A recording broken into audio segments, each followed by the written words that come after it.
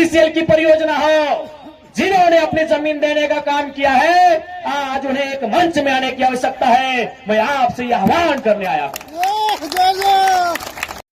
ऐसा टीम बनाकर आई थी जैसे मानो वो रैयतों से नहीं बल्कि किसी आतंकवादियों से मुकाबला करने आए हैं। क्या हाल होगा आपको सोच के देखिए। एक विधायक है हम, ठीक है, हमारे समर्थकों ने गलत किया था, सही किया था, वो अलग विषय है, लेकिन प्रशासन का ये रूप, ये कौन सा संवैधानिक तरीका है भाई? एक महज मामूली क्वार्टर का विषय था। ऐसे ऐसे क्वार्टर धनबाद बोकारो में गिनेंगे तो शायद 1 लाख के आसपास होगा, 1 लाख आसपास होगा। एक मामूली क्वार्टर के लिए जो प्रशासन ने अपना एक घृणित चेहरा दिखाया, बिल्कुल ये घृणित चेहरा था प्रशासन का, ये नफरती चेहरा था प्रशासन का, ये असंवैधानिक अमानवीय चेहरा था प्रशासन का। एक विधायक के साथ जब वो इस प्रकार का व्यवहार कर सकते हैं तो सोचिए आम ग्रामीण रैयत विस्थापितों का क्या हश्र होगा आने वाले सालों में। इसलिए आज मैं तमाम रैयतों से, जिन्होंने किसी परियोजना में, किसी कल कारखाने में, कि डीबीसी की परियोजना हो या सीसीएल बीसीसीएल की परियोजना हो, जिन्होंने अपनी जमीन देने का काम किया है, आज उन्हें एक मंच में आने की आवश्यकता है। मैं आपसे यह आह्वान करने आया हूं। आज मैं एक विधायक हूं, एक 30 साल का युवा, एक सुनहरा सपना, एक सुनहरी जिंदगी हमारे सामने, लेकिन आज उस जिंदगी को ठोकर मार के हम कांटों की ताज को स्वीकार करते हैं। उस सुनहरी, उस मखमली जीवन को हम ठोकर मार के कांटों के रास्ते को चुन रहे हैं, जबकि आपको भी मालूम है हम माननीय हैं, फूलों का बिस्तर हमारा स्वागत करने के लिए तैयार है, लेकिन हम कांटों की राह चल रहे हैं। आज प्रत्येक दिन दर्जनों ठेकेदारों का फोन आता है, बैठेंगे विधायक जी, दर्जनों वीआईपी लोगों का फोन आता है, 2 मिनट बैठिए विधायक जी, और आपको भी मालूम है उनके साथ बैठेंगे तो क्या डील होगा, आपको भी मालूम है। करोड़ों में ना सही लाखों में तो डील जरूर होगा। यानी एक मखमली बिस्तर को हम ठोकर मार के कांटों के साथ चल रहे हैं। किसके लिए? झारखंड के वंचित आवाम के लिए हम चल रहे हैं। आज क्या कमी होगी, एक माननीय को क्या कमी हो सकती है भाई? हमें आवास मिलेगा, गाड़ी की सुविधा मिलेगी, टीए मिलेगा, हर प्रकार की सुविधा मिलेगी, भत्ता मिलेगा, हवाई यात्रा मिलेगा, रेलवे की यात्रा मिलेगी और लाखों रुपए की सैलरी मिलेगी।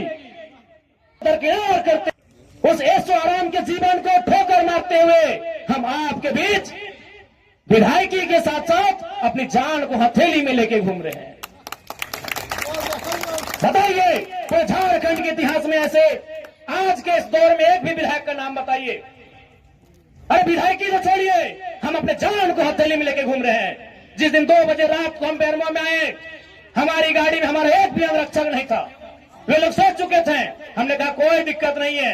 हमने केवल ड्राइवर को फोन किया, वो भी अपने ससुराल में थे, क्योंकि आपको भी मालूम है मेरे घर में इतना जगह नहीं है कि हम 4 लोगों को ठहरने के लिए बोल सके। बगल में हमारे एक मित्र का घर है, वहीं रात रहने के लिए हम जाते हैं, वो विधायक है। हमने तुरंत कहा कि अगर हम अपने अंगरक्षक को लेने के लिए जाएंगे तो शायद 10 से 15 मिनट का लेट होगा, उतना देर में हम कम से कम डुबरी की दूरी पार कर जाएंगे। 20 किलोमीटर हम 15 मिनट में सफर कर जाएंगे, इसलिए अंगरक्षक को सोने दीजिए, हम अकेले आएंगे। हम अपने जान को, अपने जीवन को हथेली में रख के चल रहे हैं। किस लिए? ताकि आज झारखंड की शोषित वंचित जनता को न्याय मिल सके। तो आप इतना तो कर सकते हैं, एक 30 साल का लड़का अपने आराम के जीवन को छोड़कर, ऐसो आराम को छोड़कर आज आपके लिए कांटों के रास्ते में चलने के लिए तैयार है। आप कम से कम ये जो 15, 16, 50, 60 समितियां बना के रखे हैं विस्थापन के नाम में, क्या एक नहीं कर सकते हैं? आप जिस दिन एक करेंगे इनको यहां से उखाड़ के फेंक देंगे। अब कीजिए। आज बीएसएल में भी हम जाते हैं, वहां 52 समितियां हैं। विस्थापन मोर्चा, विस्थापन क्रांतिकारी मोर्चा, विस्थापन उलगुलान मोर्चा, तो विस्थापन इनकलाब मोर्चा, 52 से 50 समितियां हैं। आप अपने आप को एक कीजिए, आज अपने निजी स्वार्थ का त्याग कीजिए, आज अपने मन के मतभेद को त्याग कीजिए, क्योंकि आज अगर नहीं समझे तो याद रखिएगा आने वाले 20 सालों में, अरे आज तो कम से कम आपके हिस्से की बात कोई कर पा रहा है, आपकी हक की बात कोई बोल पा रहा है, आने वाले दिन अगर बोलेंगे ना तो शायद आपकी जबान काट ली जाएगी, बिल्कुल काट ली जाएगी। ये कौन सा रूप था? आप ही बताइए, कौन सा रूप था प्रशासन का? देखा था ना आपने? अरे पुलिस तो छोड़िए, पानी बरसाने वाली गाड़ी थी, आंसू गोला छोड़ने वाली गाड़ी थी, रबड़ गोली छोड़ने वाली गाड़ी थी, अग्निशमक की गाड़ियां थी, जैसे मानो किसी आतंकवादी से लड़ाई में आए हैं। इतने बेशरम, इतने निर्लज्ज हो चुकी है आज यहां सिस्टम। आज हो सके आज भी मेरी बातों को कुछ लोग तरोड़ मोड़ के प्रस्तुत करेंगे कि विधायक के बोल सुनिए। अरे उनको नहीं मालूम है विस्थापन का दर्द क्या होता है। अगर वे विस्थापन को अध्ययन कर लेते तो शायद ये बोली बोलने का अवसर नहीं देखते। इसलिए आज मैं आपको स्पष्ट कहना चाहूंगा, और मैंने विधायक बनने से पहले ही कहा था, मैंने सांसद का चुनाव लड़ने से पहले ही कहा था कि आज जो हाल मैं देखता हूं पूरे झारखंड का, आज जो मैं अफसरशाही का व्यवहार देखता हूं, आज जो मैं प्रबंधन की मनमानी देखता हूं, मैंने बहुत दुखी होकर कहा था कि मैं पीएचडी का स्कॉलर हूं, लेकिन मैं शायद इस बात को आप लोग मेरा गलत कहें, लेकिन मैं कह रहा हूं कि कोयलांचल में रहने वाले लोग जो विस्थापित लोग हैं, वो हम दो, हमारे दो नहीं, 2 बच्चों को एक्स्ट्रा जन्म दीजिए और उनको केवल और केवल विद्रोह की भावना के साथ तैयार कीजिए कि आपको बदला लेना है। बिल्कुल इस मेरी बात से बहुत सारे लोगों को आपत्ति होगी कि माननीय कैसा बोल रहे हैं, लेकिन उनको क्या मालूम कि जिस जमीन को हमारे बाप दादा ने 1970 में दिया है, हमारे बाबूजी मर गए, लेकिन आप भी जवान बेटा वो बुढ़ापे की ओर चला गया है, लेकिन इंसाफ नहीं मिल पाया है।